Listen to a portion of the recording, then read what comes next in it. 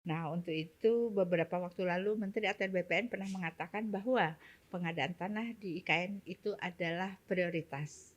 Nah, Mbak Dirjen dalam hal ini adalah Dirjen Pengadaan Tanah. Apa perannya Mbak Dirjen dalam pengadaan tanah di lokasi IKN ini?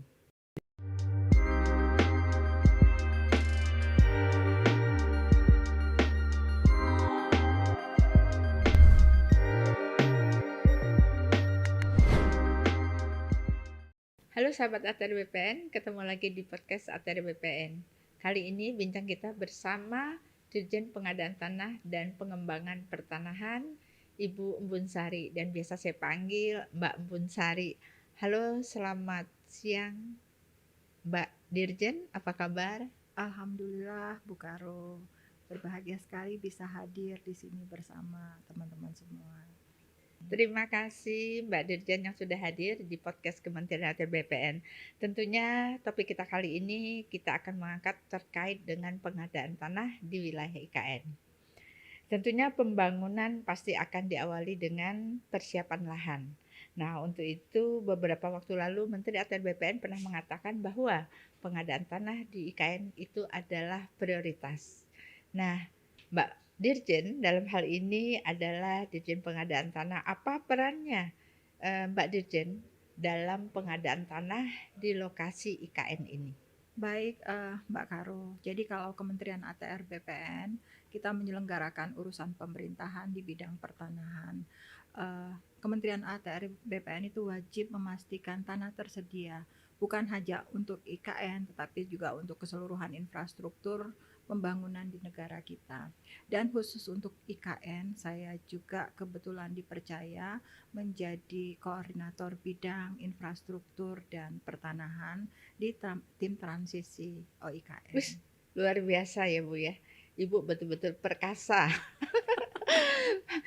Baiklah Mbak Dirjen, untuk tahap pertama pembangunan dilakukan di mana? Nah, Berapa luas pengadaan tanah di lokasi IKN untuk tahap pertama ini? baik Mbak Karo, jadi sebelum saya cerita lebih lanjut mengenai pengadaan tanah, saya cerita dulu bahwa luas IKN ini keseluruhan 256.000 hektar dan di dalamnya ada KIPP. KIPP itu kawasan inti pusat pemerintahan, luasnya sekitar 6.671 hektar. Dan untuk tahap pertama sampai dengan pembangunan 2024, karena kan Pak Presiden mengharapkan bahwa 17 Agustus 2024 kita melaksanakan upacara memperingati kemerdekaan 17 Agustus itu di IKN. Jadinya kan kita harus pastikan lahannya clean and clear, kita harus pastikan pembangunan dapat kita mulai dan diselesaikan tepat waktu. Jadi untuk itu kita melakukan kalau di Undang-Undang 3 2022 itu perolehan tanah untuk IKN itu ada dua cara. Kalau kawasan hutan itu melalui pelepasan kawasan hutan, kalau APL atau areal penggunaan lain yang dikuasai masyarakat, kita melaksanakan pengadaan tanah sebagaimana ketentuan peraturan perundang-undangan yang berlaku. Baik, sebetulnya tadi pertanyaan lanjutannya, setelah itu ada tahap pertama dilakukan di mana, berapa luas pengadaan, Oke. tentunya berapa anggaran yang harus dipersiapkan Ah, untuk pengadaan tanah di tahap pertama ini?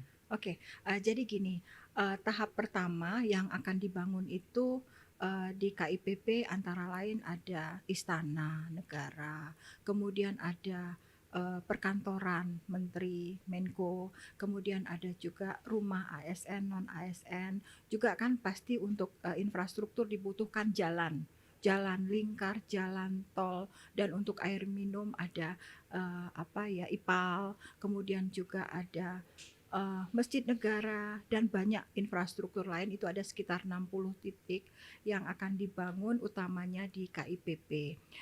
Luas lahan yang dibutuhkan itu sekitar 3.500 hektar, di antaranya ada kurang lebih 1.000 hektar itu kawasan hutan, sisanya itu areal penggunaan lain atau lahan yang dikuasai masyarakat, dan kurang lebih itu dibutuhkan anggaran untuk ganti kerugian sekitar 14 sampai dengan 15 triliun sampai dengan terbangun di 2024 itu hanya untuk ganti kerugian lahan saja. Tadi Mbak Dirjen mengatakan bahwa pengadaan tanah tahap pertama ini kurang lebih 3.500 hektar. Iya. Nah, dari 3.500 hektar itu 1.000 adalah kawasan hutan. Iya. Berarti ada APL-nya sekitar 2.500. Iya. Nah, APL 2.500 itu apakah maksud kami terdiri dari apa saja? Apakah masyarakat di dalamnya, apakah ada perusahaan-perusahaan lain, atau mungkin adakah di 2.500 ini masyarakat adat di dalamnya? Jadi kalau data awal, jadi di dokumen perencanaan pengadaan tanah itu sudah kurang lebih status pemiliknya siapa kita sudah punya gambaran.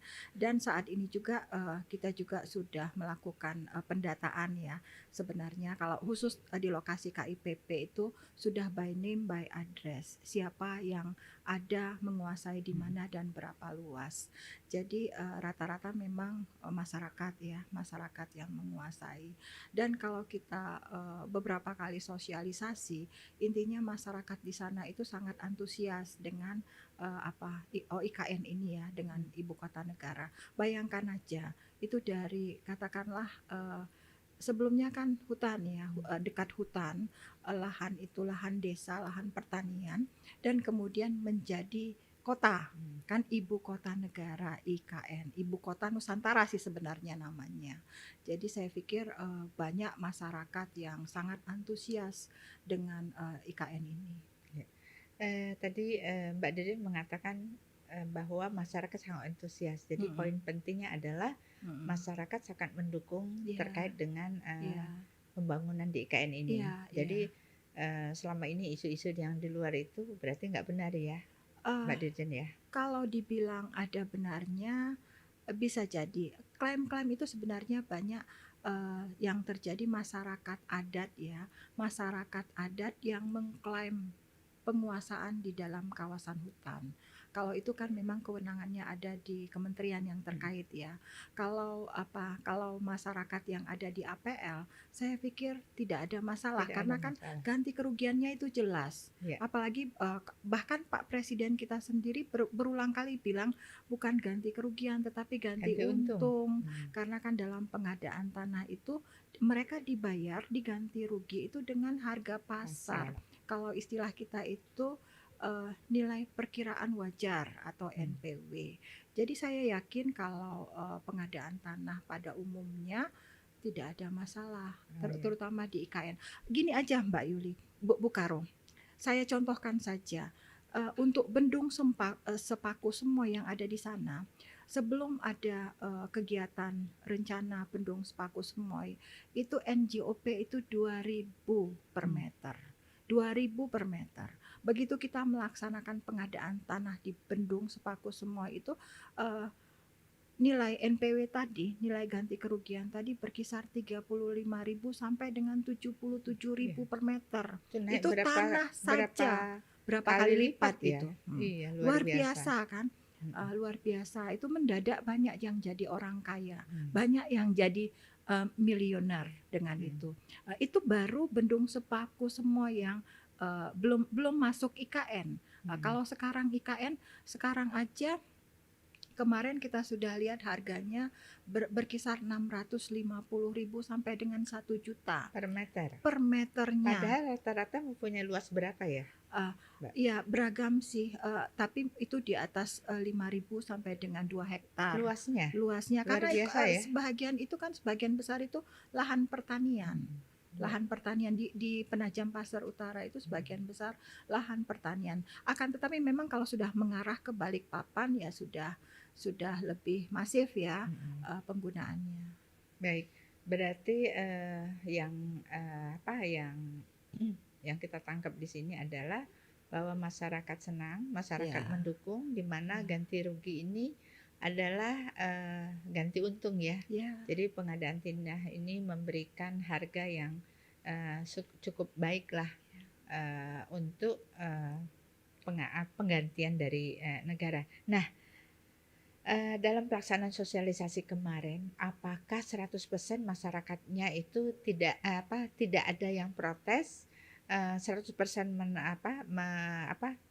menerima ganti rugi dalam bentuk uang? Apakah ada masyarakat yang, mungkin tidak mau dipindahkan atau masyarakatnya ingin dipindahkan dengan, di lahan yang lain yang, harus disiapkan oleh, pemerintah, Mhm. seperti apa? Oke, Bu Karo. Jadi, kalau kita bilang 100% setuju ya rasanya hampir tidak mungkin ya. Mmm, Makanya kan Undang-Undang 2 2012 itu kan untuk mengantisipasi. mhm, Mengantisipasi bahwa memang ada, beberapa pihak yang tidak setuju. Jadinya kan masyarakat kita ini mohon maaf lah kalau saya sedikit, nyeleneh dan bercanda. Jadi kalau sudah dapat, 500 sudah harga pengennya bagus pengennya 1.000. Kalau mhm, dikasih 1.000 kenapa enggak sejuta iya, sekalian? Jadinya kan memang, ada satu 2 masyarakat kita yang, mohon mohon maaf mhm, kalau bahasa saya agak kasar kurang-kurangan. mhm, Eee, tapi kembali lagi kalau di pengadaan tanah itu kan bentuk ganti kerugian itu bisa uang, bisa tanah pengganti, bisa juga, relokasi dibangunkan kembali rumah atau juga bisa bentuk lain yang mhm, disepakati. Dalam hal ini juga kita bisa mengantisipasi. Misalnya warga tetap ingin relokasi atau mhm, dapat, tanah pengganti, itu kita kita coba akan siapkan tanah mhm, pengganti, kita carikan lokasi yang nggak jauh-jauh dari IKN. Misalnya ingin tetap menjadi warganya IKN, jadi bisa. Makanya, kembali lagi, yang terpenting adalah yang terpokok adalah bagaimana kita sosialisasi. Kalau di pengadaan tanah itu nanti ada konsultasi publik ya, yang kita kenal konsultasi publik dan itu kita akan menyampaikan tujuan daripada pengadaan tanah ini ke masyarakat dan lokasi-lokasi mana yang akan terkena iya. nantinya. Ternyata sudah banyak yang dilakukan di lapangan ya, Mbak Dirjen. Mhm, Nah, kira-kira, pada saat, pelaksanaan di lapangan dalam proses pengadaan tanah ini, mhm. apa kendala-kendala yang dihadapi, oleh tim, pengadaan tanah? Ya, yang pertama adalah yang kami lakukan adalah menyatukan persepsi ya. Karena, ini hal yang baru, bukan hanya untuk masyarakat, tetapi juga kita selaku pelaksana. Dan dalam pengadaan tanah itu kan banyak yang terkait. Mhm, Yang utama di sini adalah, pertama harus dipastikan dulu rencana induknya bagaimana, rincian rencana induknya di mana. Setelah itu pasti, kalau istilahnya adalah RDTR-nya di mana mau bangun apa dan berapa luas. Kan kita harus, siapa, kalau di tahapan pengadaan tanah itu kan ada 4 tahapan kan. Sebelum masuk ke pelaksanaan atau kita ATR BPN itu turun, kan ada dulu perencanaan, harus disiapkan dulu dokumen perencanaan mhm, pengadaan tanah. Dan kalau berdasarkan undang-undang, dokumen ini harus disiapkan oleh pemrakarsa. Pemrakarsa adalah instansi yang membutuhkan tanah, bukan ATR BPN. Kemudian juga selanjutnya persiapan. Persiapan ini mulai dari verifikasi dokumen perencanaan pengadaan tanah tadi sampai konsultasi publik kan menyampaikan ke publik sampai dengan keluar kesepakatan publik dan penlok mhm, itu dilaksanakan oleh pemerintah daerah. mhm. Kalau dalam IKN berarti kan itu Otorita otorita. IKN. Nah, Mhm, hal-hal itu kan juga bukan hanya masyarakat, berarti kita juga harus mensosialisasikan ke semua mhm, yang terkait. Juga harus dipastikan juga anggarannya ada apa mhm, tidak. Kalau masyarakat nggak dibayar, di mana sih yang mau masyarakat mhm, kehilangan tanahnya tidak dibayar? Karena ajas pengadaan tanah itu adalah ajas keadilan, masyarakat menyerahkan tanahnya dengan ganti kerugian yang layak dan adil. Jadi saya pikir, apa ya, berproses kalau dibilang susah-susah banget, enggak, toh mhm. jalan. Iya, Dokumen perencanaan pengadaan tanah toh sekarang sudah bisa dikatakan sudah final dan mungkin minggu-minggu depan kita sudah konsultasi publik. menurut Pak Mudah-mudahan tidak ada masalah. Dan lagi satu kelebihan daripada, Undang-Undang 3 2022 dan juga Perpres 65 yang khusus untuk tanahnya IKN banyak keleluasaan dalam hal pengadaan tanah. mhm, Jadi, kalau memang dimungkinkan B2B, ya B2B. Tetapi kalau tidak dimungkinkan B2B karena ada penolakan, ya kita harus tempuh dengan Undang-Undang 2 2012. Baik, kalau demikian berarti pengadaan tanah di IKN ini sudah sampai kepada tahapan untuk konsultasi publik, Ya, ya. Kalau segera. gitu, menurut Mbak Dirjen, kira-kira kapan pengadaan tanah ini selesai? Karena Heeh. tadi, sebelumnya sudah disampaikan bahwa tahun 2024 Presiden ingin mengadakan, pelaksanaan, 17 Agustus di lokasi IKN. Ya. Baik, Mbak Karo. Jadi, saya, sebelum menjawab mungkin lari kemana-mana dulu ya. Jadi kalau di Undang-Undang 3 2022, Undang-Undang IKN itu kita mengenal ada 4P. 4P itu persiapan, pembangunan, pemindahan, dan penyelenggaraan. Jadi persiapan oke, rasanya sudah relatif matang banget. Kemudian pembangunan kita sudah mulai kok. Ada beberapa seperti misalnya Jalan Lingkar, finalisasi Bendung Sepaku Semoy, intake air minum itu sudah jalan. Dan Agustus ini banyak lelang yang sudah juga ada pemenangnya, konstruksi ya, pembangunan. Jadi karena utamanya pertama adalah saya belum cerita kalau KIPP itu sekitar 87% adalah kawasan hutan. Itu yang disebut dengan relatif clean and clear, tinggal menunggu pelepasan. Dan sebenarnya sebelum pelepasan juga kalau konstruksi berjalan, ya boleh-boleh saja dengan izin daripada kementerian terkait ya. Karena kan sudah banyak nih lelang yang selesai, berarti kan harus jalan pembangunannya. Sambil paralel kita menyiapkan pengadaan tanah, karena itu hanya di sebelah selatan ya, yang APL di sebelah timur laut ya, di sebelah timur laut yang terkena pembangunan infrastruktur yang di APL. Jadi kalau yang di APL dan di KIPP itu relatif saya pikir tidak ada masalah, karena walaupun konsultasi publik ini akan mungkin insya Allah minggu depan kita laksanakan, tetapi kita sudah punya sebenarnya data inventnya by name by address yang tadi saya sebutkan. Jadi begitu sudah konsultasi publik, sudah kesepakatan publik, saya berharap itu tidak lama, tidak membutuhkan waktu lama. Kemudian penlok, begitu penlok jadi kalau di undang-undang untuk ident invent itu 30 hari, tetapi kan kalau lihat jumlah bidangnya ada dan data kita sudah relatif lengkap, itu tidak memakan 30 hari harusnya, dan appraisal setelah itu. Dan juga saya pikir kami di OIKN itu sudah melakukan MOU juga dengan MAPI. MAPI ini Masyarakat Asosiasi Penilai Indonesia, yang kita kan nilai itu ditetapkan oleh penilai ya, jasa penilai asosiasinya MAPI. Kita sudah koordinasi intens. Jadi saya pikir insya Allah semuanya dapat berjalan dengan segera, dan sebelum akhir tahun diharapkan sudah beres. Sudah selesai.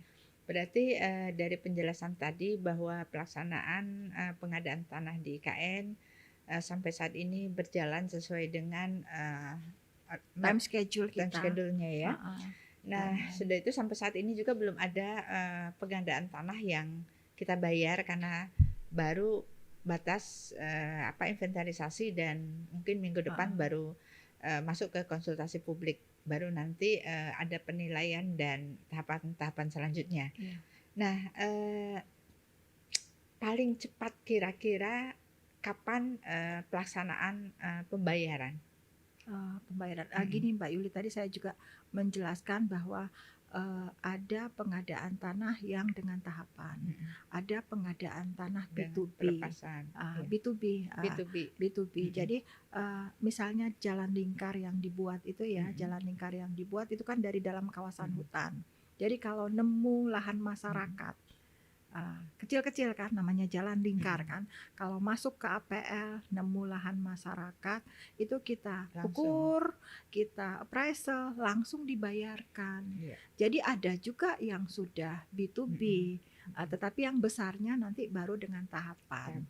Jadi pengadaan tanah tidak menghambat pembangunan infrastruktur Di Ya. beberapa tempat ada yang sudah selesai dengan B2B, karena sebelumnya juga kan ada yang sudah selesai juga yang Bendung Sepaku Hmm. Semoy, itu Ya. juga kan di lokasi Berarti sana. kalau demikian pengadaan tanah ini sebetulnya sudah berjalan ya, Ada Mbak yang Dirjen. sudah Nah, berjalan. terkait dengan pengadaan tanah yang sekarang, infrastruktur yang sekarang sudah terbangun, seperti bendungan Heeh. dan jalan, apa yang sudah dilakukan oleh kita. Nah, tadi disampaikan bahwa pengadaan tanah ini melalui tahapan dan ada juga melalui B2B. B2B. Nah, apa bedanya sih pengadaan melalui tahapan dan B2B? Nah, Oke. untuk pengadaan melalui tahapan ini dilakukan oleh Instansi yang kita membutuhkan yang membutuhkan tanah tanah. kan. Nah, Heeh. untuk B2B ini apakah pengadaan tanah juga melalui kementerian Oke. kita ATR Nah, BPN atau melalui Kementerian PUPR? jadi begini Mbak Yuli, kan saya tadi sudah menyebutkan ada pengadaan tanah yang B2B. Kenapa? B2B itu artinya pengadaan tanah langsung ya. Pengadaan tanah langsung, instansi yang membutuhkan tanah itu langsung membayar ke masyarakat. Apa tugas ATR BPN di sana? Yang pertama adalah kan luasan itu harus pasti ya. Iya. Luas dan status tanahnya itu harus jelas pasti karena negara membayar. Walaupun ya langsung dibayar Mm-mm. oleh PUPR, berarti harus dipastikan dulu ke Ngukurnya kita. tetap BPN. Ngukur kita. Kita nanti dari kantor pertanahan itu kan selalu itu Mm-mm. kami komunikasi intens. Nemu nih lahan APL gitu kan, ada Mm-mm. masyarakat.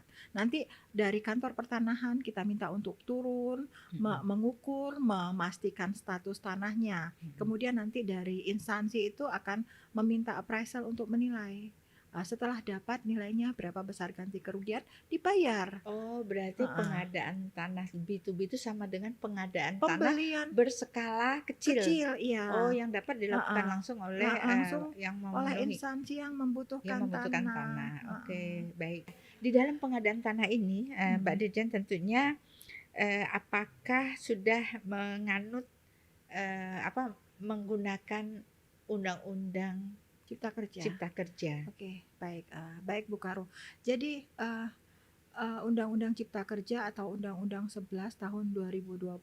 Jadi kan kalau pengadaan tanah sebelum Undang-Undang Cipta Kerja itu kan kita banyak juga menghadapi katakanlah bottlenecking, masalah yang berlarut-larut sehingga pengadaan tanah itu lamban. Pengadaan tanah lamban sehingga menyebabkan pembangunan tertunda karena pembangunan kan kembali lagi butuh tanah. Jadi banyak permasalahan-permasalahan di pengadaan tanah yang sudah dicoba dicarikan solusinya dan dituangkan dalam Undang-Undang Cipta Kerja. Jadi ada kurang lebih 12 ketentuan lah yang dirubah Undang-Undang 2 2012 itu dalam Undang-Undang Cipta Kerja. Jadi ada yang dihapus, ada yang diubah dan ada yang diatur kembali 12 ketentuan itu. Dan anak daripada Undang-Undang Cipta Kerja merubah Undang-Undang 2 2012 itu sudah keluar PP 19 tahun 2021 dan sejak berlakunya PP 19 tahun 2021 seluruh pengadaan tanah itu sudah menggunakan PP 19 tahun 2021 revisi Undang-Undang 2 2012 di Undang-Undang Cipta Kerja. Jadi bukan hanya di IKN saja, jadi seluruh pengadaan tanah sudah Menggunakan menggunakan, sudah menerapkan ketentuan yang baru. iya. Ini Mbak Dirjen satu lagi pertanyaan terakhir. Mm-mm. Saya melihat bahwa di pengadaan tanah IKN ini Mm-mm. ada peraturan Presiden nomor 65 tahun 2022. Iya. Sebetulnya ini peraturan tentang apa ya, Iya. Mbak Dirjen? Ah, Setahu saya kan undang-undang juga ada pengadaan ah, tanah ini menggunakan Undang-Undang 2 nomor 2012. 2012. Iya. Tetapi khusus dengan IKN ditambah dengan Peraturan Presiden nomor 65 tahun Iya. 2002. Iya. Bedanya di mana nih? Oke, baik. Mbak Karo, Peraturan Presiden Nomor 65 Tahun 2022 ini turunan daripada Undang-Undang 3 Tahun 2022 tentang IKN. Jadi khusus mengenai perolehan tanah dan pengelolaan pertanahan di IKN. Ini khusus untuk IKN saja. Oh, Jadi banyak keistimewaan yang diberikan dalam pengelolaan pertanahan untuk OIKN. Salah satunya ditegaskan kembali tadi kan perolehan tanah itu bisa melalui mekanisme pelepasan, juga bisa utamanya melalui mekanisme pengadaan tanah secara langsung atau B2B. Ini yang membedakan dari Undang-Undang 2 2012. Kalau Undang-Undang 2 2012 kan disebutkan bahwa untuk luasan di atas 5 hektar itu harus dengan tahapan. Sementara luasan sampai dengan 5 hektar boleh menggunakan B2B atau juga boleh menggunakan tahapan skala kecil istilahnya. Skala kecil ini kan boleh tahapan tetapi cukup bupati wali kota saja.